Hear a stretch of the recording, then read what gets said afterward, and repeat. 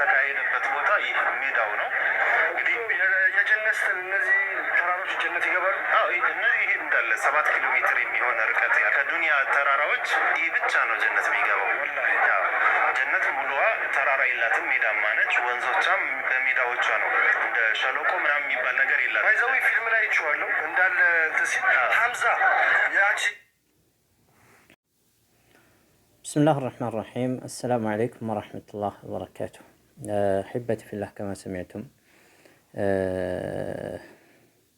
يقول واحد من الشباب جبل الأحد الذي يدخل الجنة الوحيد الجبال هو يقول እንግዲህ አህበቲ ፊላህ መኖር ጉድ ያሰማል ይባላል እና ይሄ ጠያቂው ልጅ በዩቲዩብ ታዋቂ ነው። ወደ 221,000 ሰው ይከተለዋል ማለት ነው። ለኡምራ ሄደው እነዚህ ወጣቶች ያው እንግዲህ አቂዳቸው የአህባሽ ይሁን የሱፊያ ይሁን ብቻ አላቅም አላአይሃል ضعيف የሆነ ሐዲስ በመያዝ ጀበል አልኡሑድ ጀነት የሚገባ ተራራ ነው፣ ጀነት ሜዳ ነች አለ። ነገር ግን ይህ ጀበል አልኡሑድ ተራራ ብቻ እርሱ ጀነት ይገባል። هل هذا القول صحيح أم لا؟ እንግዲህ ጀበል አልኡሑድ ጀነት ይገባል የሚል ሐዲስ ضعيف ሐዲስ ነው። لا صحة فيه من በትክክለኛ የመጣ ሐዲስ የለም። يقول شيخ ابن باز هل جبل الأحد من جبال الجنة؟ سئل ابن باز رحمه الله جبل الأحد كجنة ተራራዎች ነው ወይ ተብለው ሲጠየቁ والخلاصة أن جبل أحد له فضائل ثابت ولم يثبت أنه من جبال الجنة بسند صحيح. يقول الشيخ ابن باز رحمه الله جبل الأحد ለእርሱ ብዙ ትሩፋቶች አሉት። ነገር ግን ወለም የትቡት አነሁ ሚን ጅባል ልጀነ ቢሰነድን ሰሒህ የጀነት ተራራዎች ነው በሚል ሰሒህ በሆነ ሰነድ የመጣ የለም ይላሉ።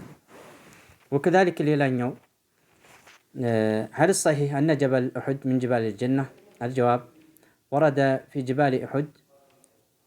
في جبل الأحد فضائل ثابت في أحاديث صحيح منها قوله صلى الله عليه وسلم هذا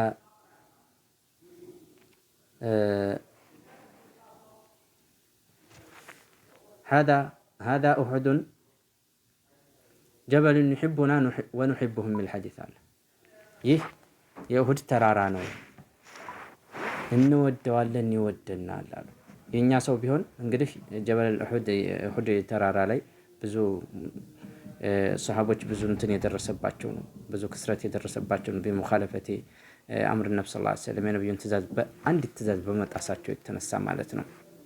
ነገር ግን ተፋዑል አላደረጉም። ይህ የኡሑድ ተራራ ይወድናል እንወደዋለን አሉ። የኛ ሰው ጅህልና ስላለበት እንቅፋት የመታበትን ቦታ እንኳን አይወድም። እዚህ ቦታ ላይ እንደው ይላል። አላአይሃል ማለት የፈለኩ ምንድነው ይህ ሙተፈቅ ዐለይህ የሆነ ሐዲስ ነው።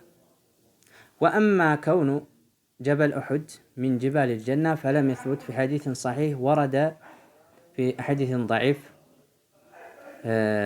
አው ሸዲድ ضዕፍ ሚንሃ በትክክል በሆነ ሐዲስ ጀበል ኡሑድ የጀነት ተራራ ነው የሚል የወረደ ነገር የለም። እንግዲያውስ ضعيف በሆነ ሐዲስ በጣም ضعيف በሆነ ሐዲስ ነው የወረደው። ስለዚህ ላ አስለ ለህ ማለት ነው። ከእንደዚህ ያሉ ነገራቶች የሆነ ነገር በተዋሱል ኢልም ስናሰራጭ ጥንቃቄ ማድረግ አለብን። አለል ሐቂቃ ማለት ነው። መጠንቀቅ አለብን ከዛ ነገር። ብዙ አላዋቂ የሆኑ ሰዎች ሊከተሉን ይችላሉ። በዛ ነገር ላይ እንትን ማለት የለብንም። ለምን ነብዩ ሰለላሁ ዐለይሂ ወሰለም መን ከዘበ ዐለይየ ሙተዓሚደን ፈሊተበወ መቅዐደሁ ሚነናር ብለዋል። በእኔ ላይ አውቆ ሆን ብሎ የዋሸ ሰው ከእሳት መቀመጫውን ይደልድል ብለዋል። ضعيف የሆኑ ሐዲሶች መውዱዕ የሆኑ ሐዲሶች የምናስተላልፍ ከሆነ መነሻ መድረሻ የሌላቸው እያወቅን በተለይ